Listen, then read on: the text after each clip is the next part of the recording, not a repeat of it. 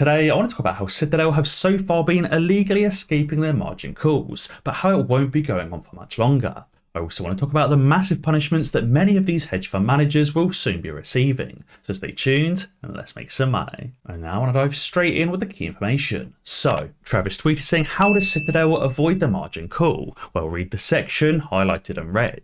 So it says the company seeks to mitigate this risk by utilising term financing arrangements, basically saying that many other major banks lend money to Citadel so Citadel can avoid those margin calls. He says it means they're using external loans to continue to hold their short positions. Now I do want to talk about the massive risk that this creates, but first let's read exactly what's said in Citadel's financial statements. So under the heading Liquidity and Leverage Risk, it says CSG, which is one of Citadel's entities, targets to maintain a pool of excess liquidity at the company for various planned and contingent needs, including, among others, mark-to-market losses on investments, aka losses on their short positions, changes in margin requirements as term financing facilities mature, increases in initial margin requirements by the clearinghouses, and members' capital activity. It says the company generally invests on a leveraged basis, which we know because we know that Citadel uses about a 7-to-1 leverage ratio,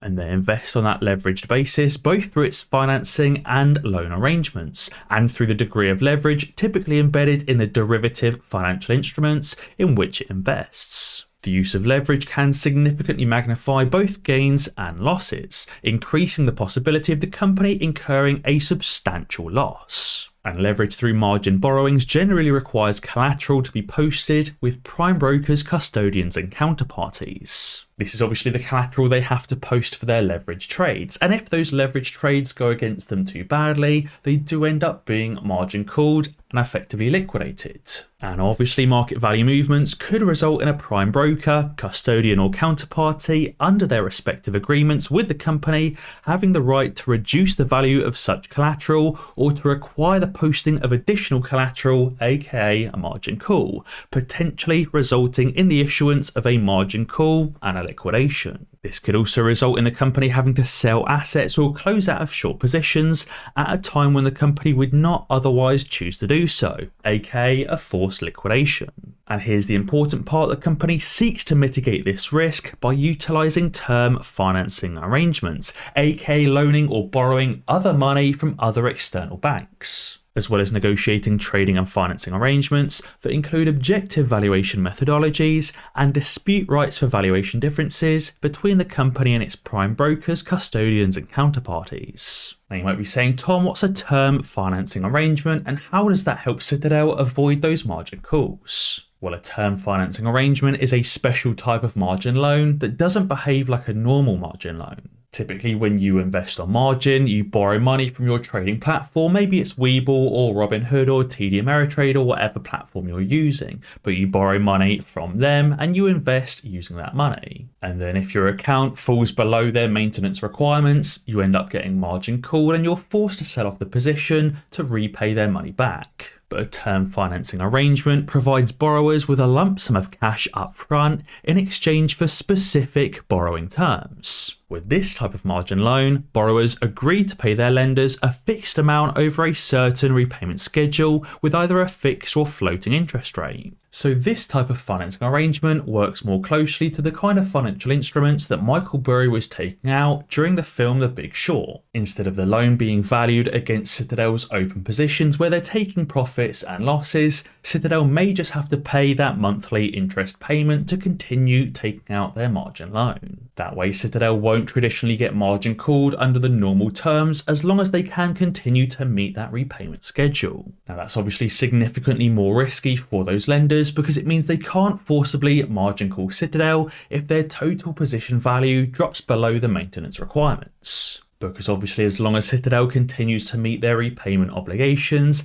they technically haven't defaulted on the loan. But obviously it's a lot more risky because if Citadel ends up going bankrupt, they can't reclaim the full value of their loan back, actually they lose every single penny. So instead of just simply forcibly liquidating Citadel for their $50 billion position, the entire $350 billion fund ends up being liquidated. Citadel loses their $50 billion, and the lending bank, likely Bank of America, because they finance most of Citadel's margin loans, loses everything, which is that $300 billion.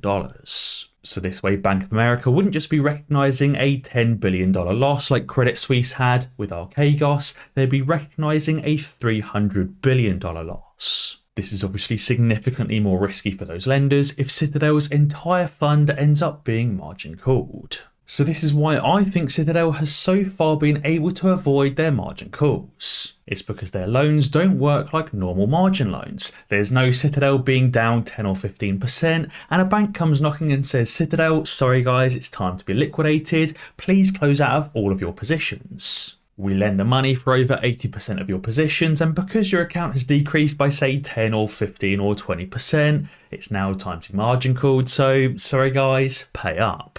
Citadel can continue dwindling down their account past 20%, 30%, 40, 50 and so on, and they don't get margin called because they're under these specific special term financing arrangements. Providing Citadel makes their monthly payment on time, they don't get liquidated because they're not in default of the agreement. But it obviously creates this massive risk that when Citadel comes down, it doesn't just bring down Citadel, it likely brings down Bank of America as well. And now part of the reason why Citadel has also been able to escape is because Vanguard has been loaning out every single share that they own. As Hang Loose tweeted, he said Vanguard owns 51 million AMC shares, but they've lent out every single share that they own. They currently have zero voting power in the AMC company, even though they're the largest shareholder.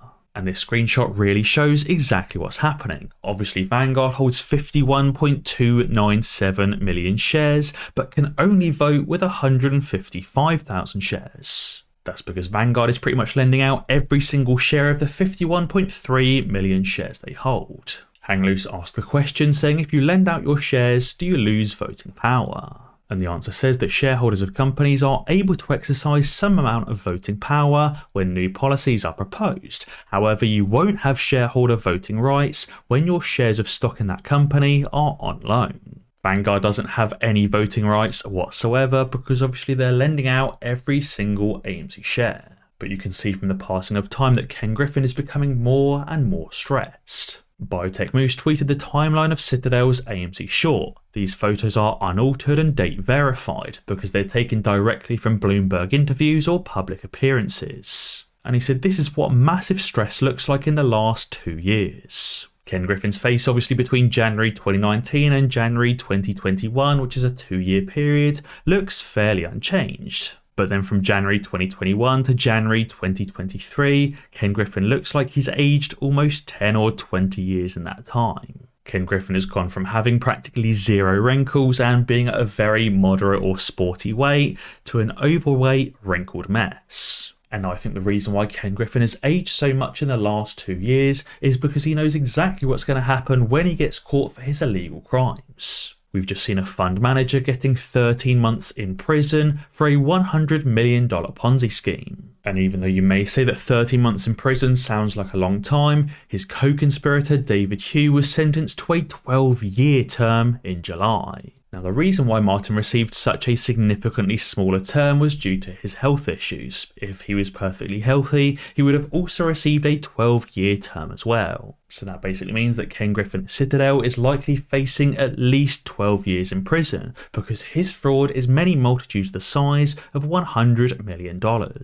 It says the co-founder of an investment advisory firm based in New York was sentenced on Wednesday to 13 months behind bars. He pled guilty in April, admitting that he conspired to defraud investors in funds managed by his firm. And he did that by overvaluing distressed loans and creating bogus documents and fake loans that were used to hide losses. Now, overvaluing distressed positions sounds exactly like what Ken Griffin at Citadel Securities is doing right now. As I said, he's likely not telling Bank of America, the lenders, just how bad his position truly is, and as long as he's meeting those monthly interest payments, nobody raises an eyebrow. But right now, Citadel is down heavy and has likely lost a large portion of Bank of America's money. And obviously not just Bank of America's money, but also Citadel's investors' money as well. And another reason as to why Silver received such a significantly smaller sentence is because he also flipped on his co-founder and actually provided critical help in unravelling the scheme. So even though he was effectively a whistleblower, he's still receiving 13 months in prison. But obviously that's nothing compared to the co-conspirator receiving 12 years in jail.